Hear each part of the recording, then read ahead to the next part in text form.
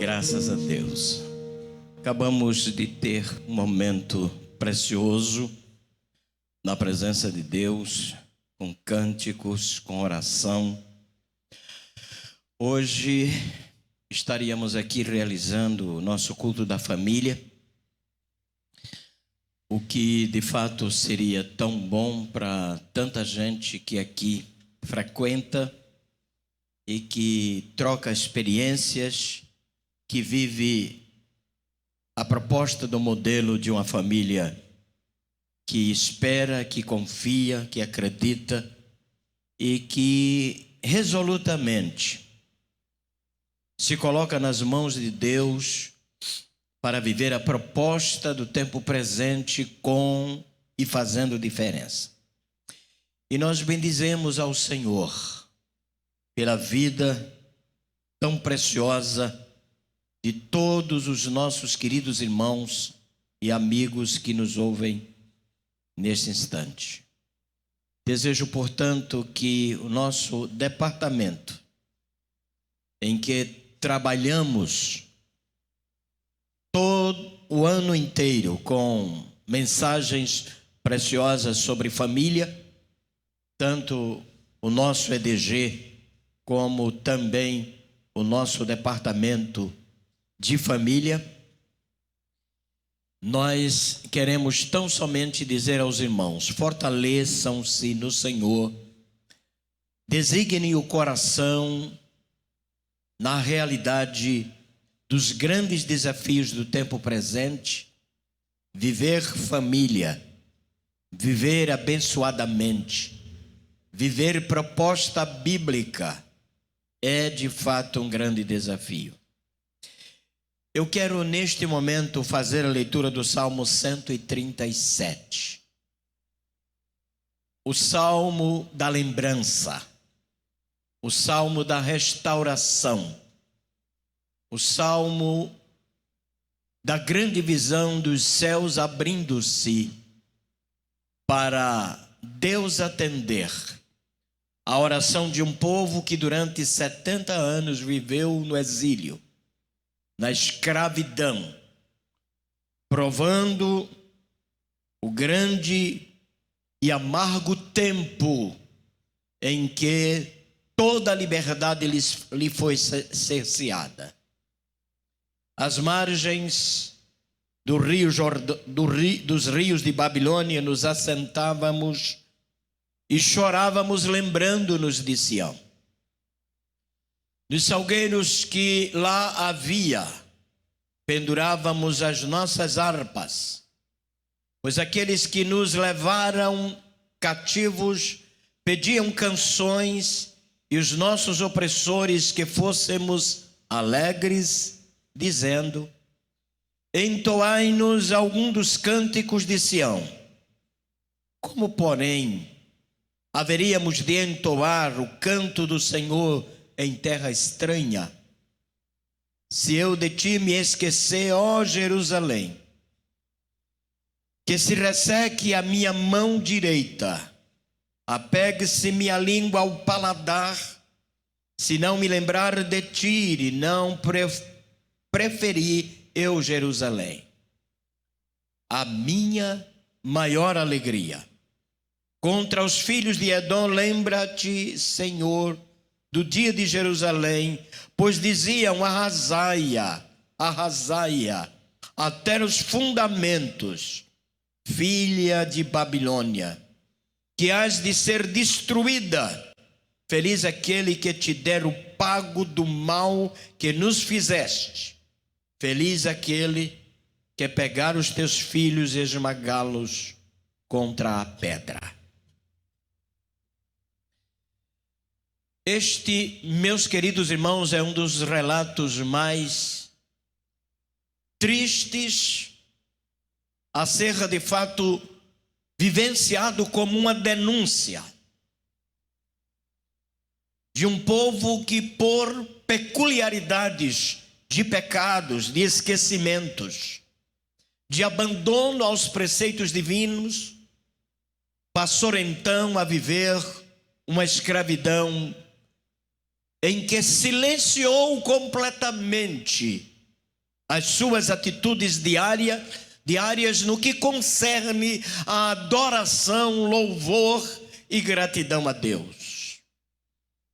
O texto nos diz que os cativos eram desafiados a cantar.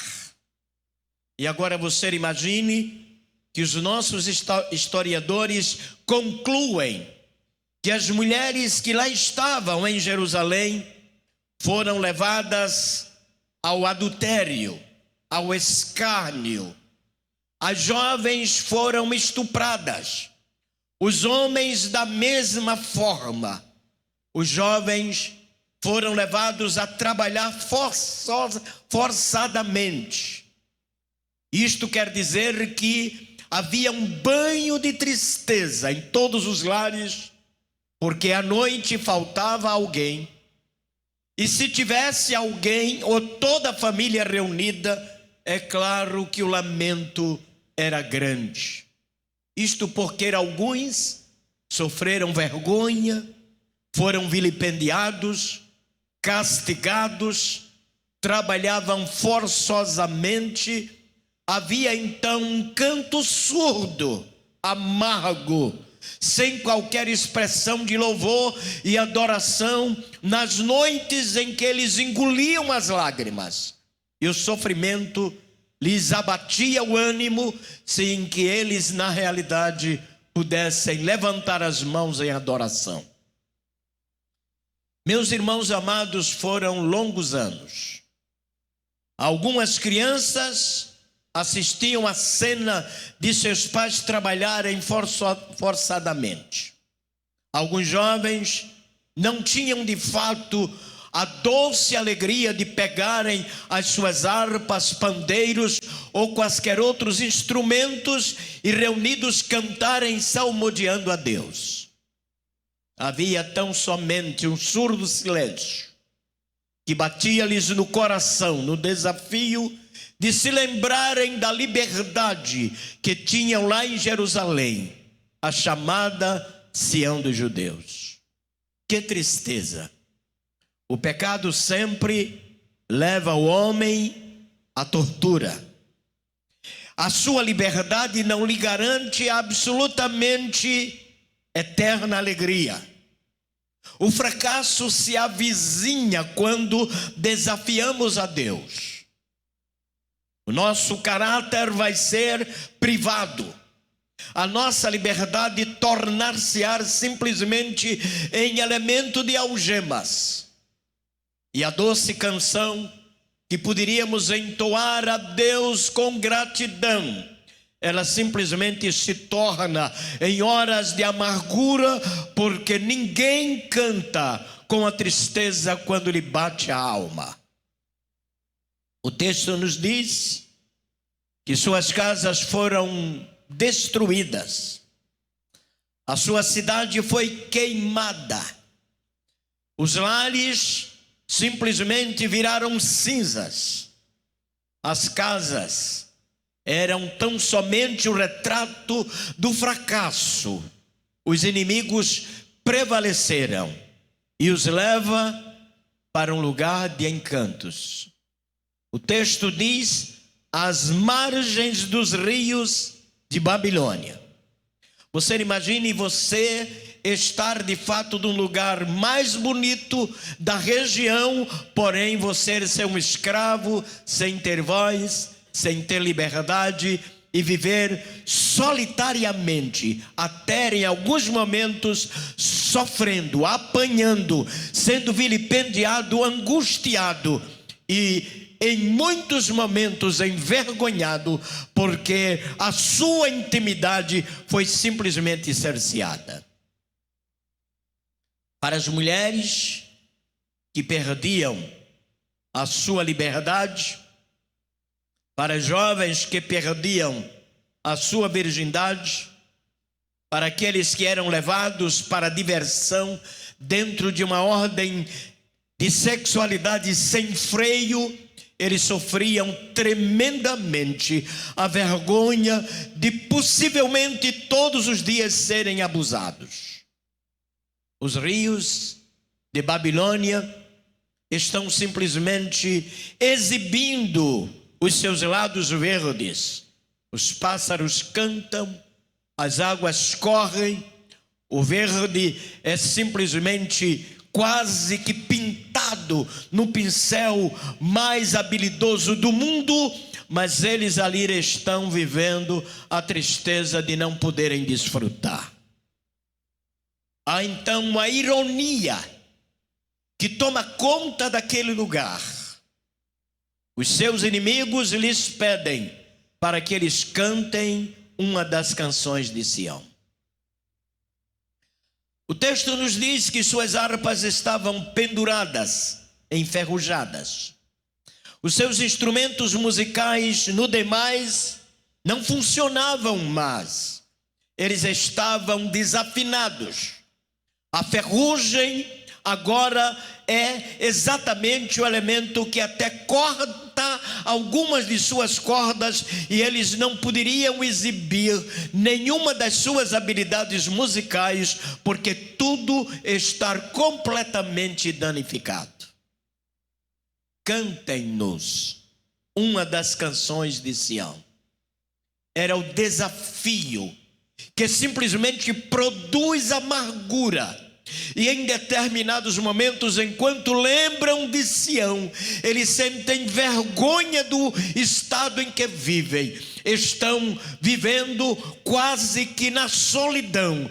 As suas noites são de fato deprimentes, porque os seus cultos não existem e a liberdade cada vez mais se torna distante. Queridos irmãos, como é bom viver em equilíbrio na presença de Deus.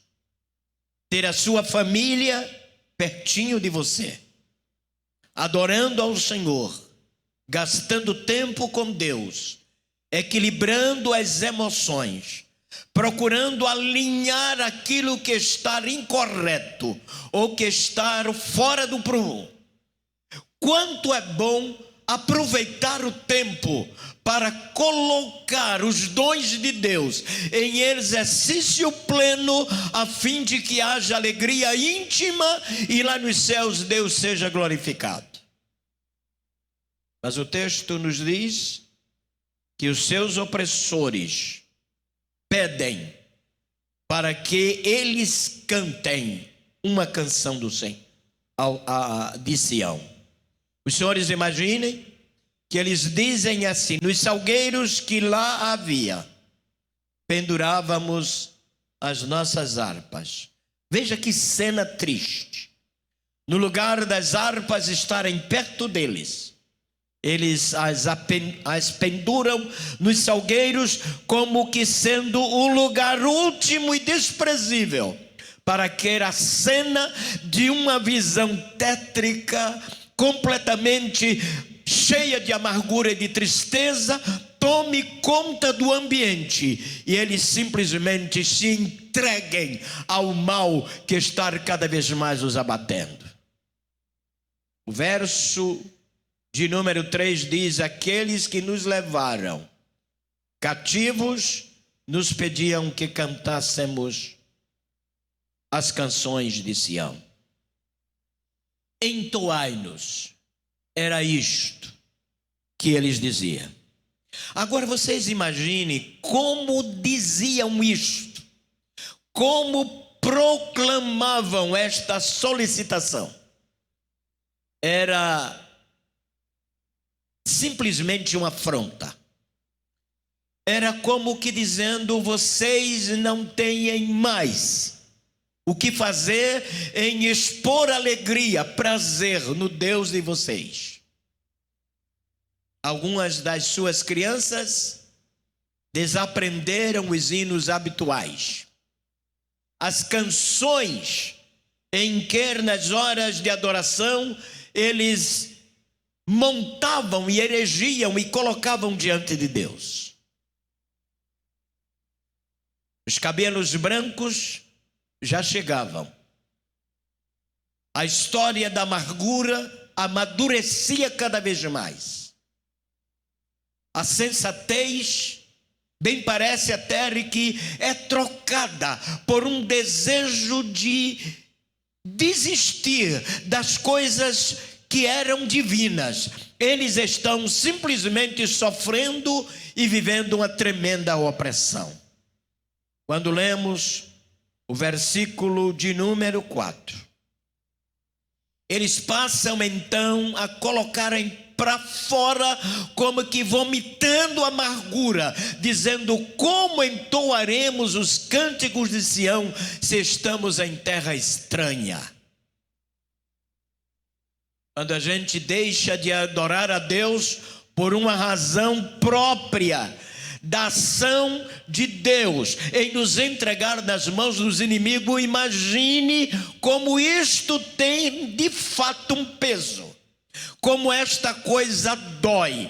A mente estar dizendo: o seu suplício, o seu problema, sua adversidade foi criada por você mesmo. Deus não é responsável por sua dor, foi você quem na verdade a construiu. E eles estão dizendo, com dor na alma: como entoaremos os cânticos de Sião se estamos em terra estranha? Viver na terra de Deus, no comando de Deus, é algo maravilhoso. Viver na dependência de Deus é algo em que cria simplesmente um clima de prazer, de felicidade. A gente se expõe, a gente coloca para fora tudo aquilo que está borbulhantemente funcionando no nosso ser. A terra estranha é a terra da amargura. A terra estranha é a terra das lembranças, mas uma lembrança que não funciona. Pelo contrário, ela coloca um choque tremendo na alma, como que dizendo: você está vivendo a pior experiência de sua vida. Queridos, mas agora vem a linguagem preciosa da lembrança, do arrependimento, do reconhecimento, da busca a Deus, do desejo de sentir de fato mais uma vez a mão preciosa de Deus, a manifestação da glória de Deus. Se eu me esquecer de ti, ó Jerusalém, que se resseque a minha mão direita. Eles estavam dizendo: temos compromisso com Deus, e tudo aquilo que é nosso ser tem uma importância em nós. A mão do trabalho, a mão dos exercícios haveria de se ressecar se eles se esquecessem de Jerusalém.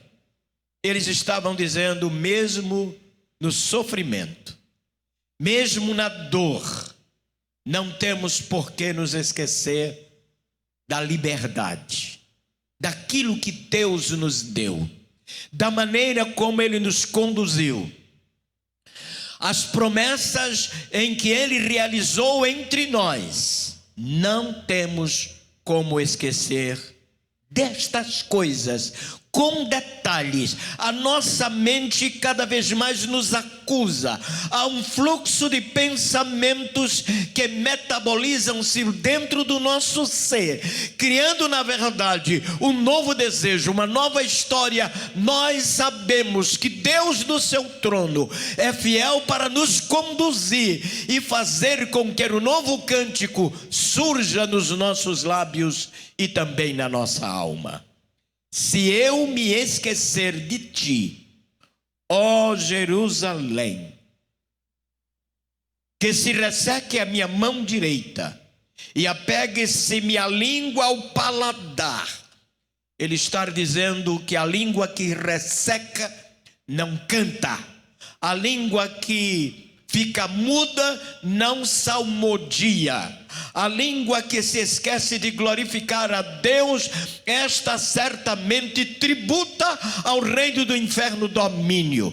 Mas eles estão dizendo: temos desejo de que Deus nos restaure, temos desejo de que Deus nos dê animosidade, temos desejo de que Deus nos leve a crer naquilo que é possível, Ele nos perdoar e voltarmos a Sião, a nossa preciosa Jerusalém.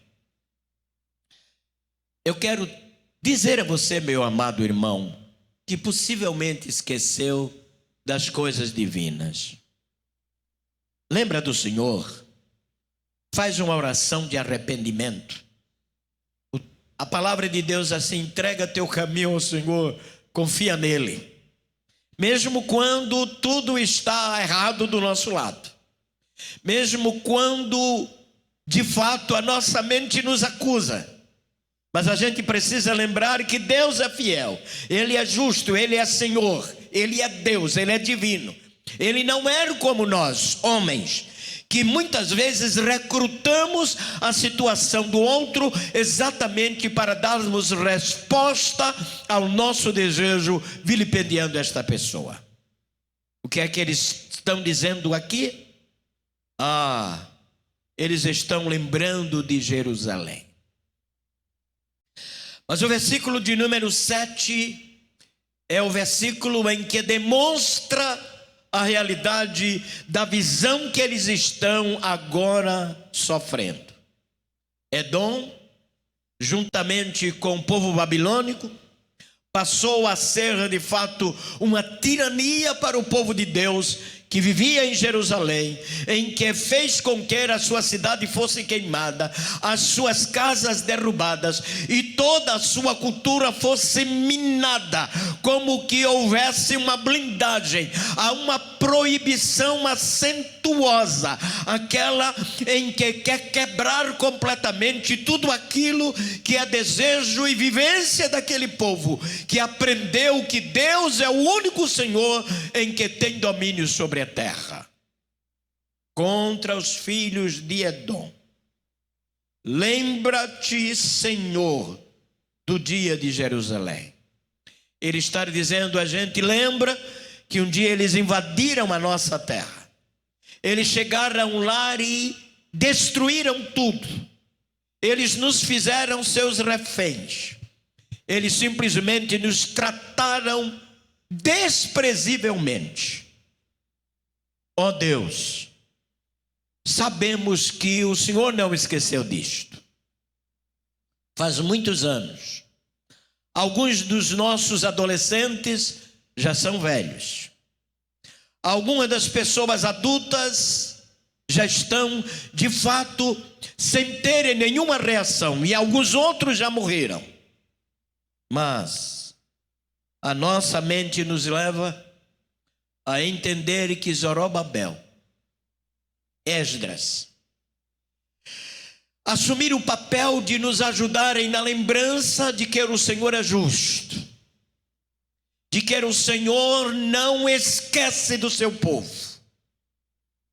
E a palavra de Deus nos diz, meus queridos irmãos, que Jeremias coloca no coração também o desejo de fazer com que este povo ouça a sua voz, a voz do arrependimento, a voz da restauração, a voz da restituição. E Jeremias passa então a vivenciar o quadro da lembrança a esta gente que Deus não morreu, que Ele está no trono, que Ele é justo, que Ele se lembra, que Ele levanta, que Ele faz com que o próprio inimigo passe a reconhecer a necessidade daqueles que querem adorar o santo e precioso nome do Senhor. Verso 8: filha de Babilônia, que hás de ser destruída. Há uma palavra profética aqui para aqueles que imputaram sobre o povo de Deus uma ação extremamente de malignidade. Havia então uma espécie de relação íntima entre o povo de Babilônia e os edomitas. Dentro desta realidade Jeremias, Esdras e também Zorobabel passam a verificar em cada quadro, em cada canto, onde existia um judeu que chora, que geme, que ora, que faz com que os seus joelhos fiquem calejados diante do Senhor nos momentos em que tinham uma fugazinha, um pouco de liberdade, e ele sabe muito bem que alguém precisaria assumir este lugar dos oprimidos para fazer com que as lágrimas deles chegassem até a glória. E estes homens assumem o lugar de intercessores, adoram a Deus e pedem ao Senhor que se lembre do povo de Israel. Eu quero fazer uma pausazinha aqui para dizer uma coisa a você. Se o povo de Israel viveu esta experiência tão amarga, imagine que hoje nós precisamos ter muito cuidado, porque Deus entregar os seus filhos nas mãos dos inimigos parece até uma contradição ou um elemento de contrassenso, mas não é.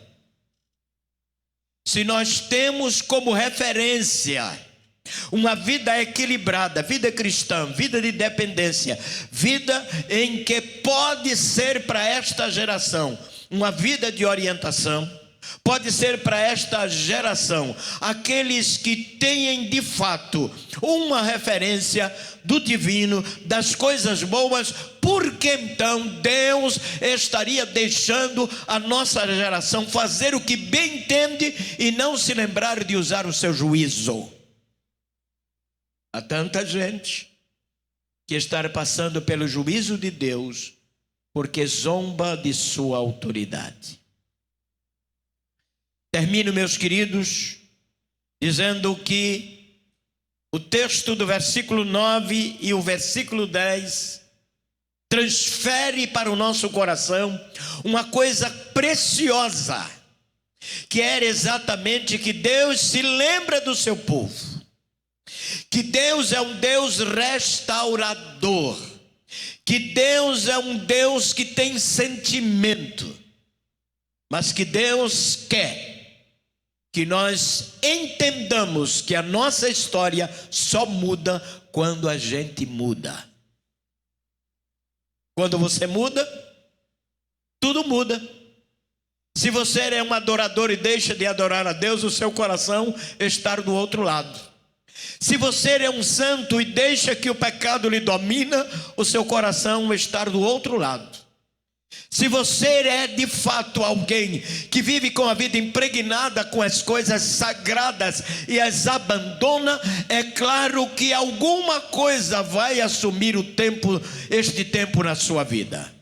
E você vai ser diferente. Quem sabe dizendo: eu vivi tanto tempo na casa de Deus. Eu fui tão abençoado quando estava na igreja. Deus fez tanta coisa preciosa lá no meio da minha família quando eu estava na igreja. Irmão, lembra-te desse texto aqui.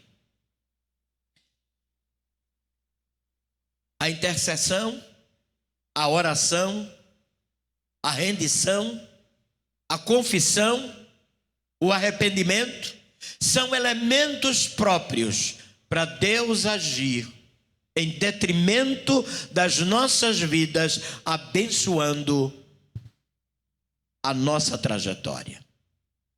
O que é que o texto diz? Feliz aquele que pegar os teus filhos e esmagá-los contra a parede. É quase uma ojeriza. Feliz aquele que pegar os teus filhos e batê-los contra a parede.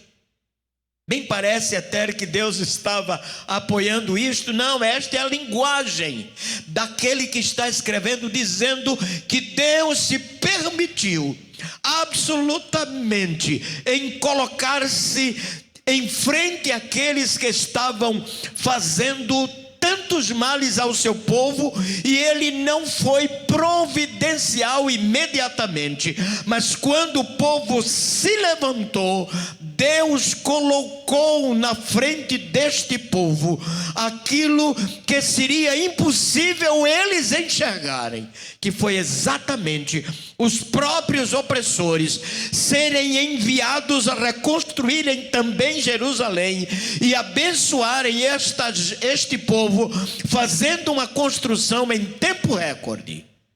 Mesmo assim, levantam-se aqueles que eram contra o povo de Deus voltar à sua terra. E sabe o que é que eles dizem? Esses muros serão destruídos com qualquer sopro. Qualquer coisa vai eliminar este trabalho todo empreendido por este povo. Queridos, Deus não nos dá a restauração com fraquezas, com indícios de derrota, com sintomas em que estaríamos de fato um tanto mais vulneráveis. Quando Ele nos levanta, Ele nos fortalece, Ele nos torna resistentes, Ele faz com que estejamos blindados contra a investida daqueles que falam mal, daqueles que se restringem, daqueles que se levantam contra o povo de Deus. Termino falando para a família. Ponha em ordem a sua família. Coloque tudo aquilo que você puder na ordem de Deus à disposição da sua família. Você que é mordomo do lar, você que é uma dona de casa que cuida bem da espiritualidade da família, lembre-se, coloque o seu coração diante de Deus, não perca tempo, não deixe que o inimigo chegue e escravize a sua família, não deixe absolutamente que o mal se avizinhando, ele possa ter domínio sobre a família preciosa que Deus te deu. Seja sábia, seja cristã, seja abençoadora, seja mulher virtuosa, ajude este marido a entender e viver a realidade de uma família cristã estruturada, vivendo para o Senhor. O inimigo não haverá de derrotá-la. Que Jerusalém seja nossa lembrança, e que, meus queridos irmãos, os rios de Babilônia não nos assustem, e que de fato o fracasso não nos venha vencer, eliminar, acabar com a nossa visão. Lembre tão somente, é hora de levantar, Deus está no trono, a sua preciosa graça está à nossa disposição. Que o Senhor te abençoe, que o Senhor te guarde, que o Senhor proteja a tua família, que o Senhor faça com que não haja absolutamente nenhum cântico engolido, não haja nenhuma lágrima que escorra nos olhos, simplesmente lembrando-se de Sião. Alegre-se no Senhor, coloque a vida no altar. Deus quer que você seja uma bênção para a honra e glória do seu santo nome. Reverendo André, Deus abençoe.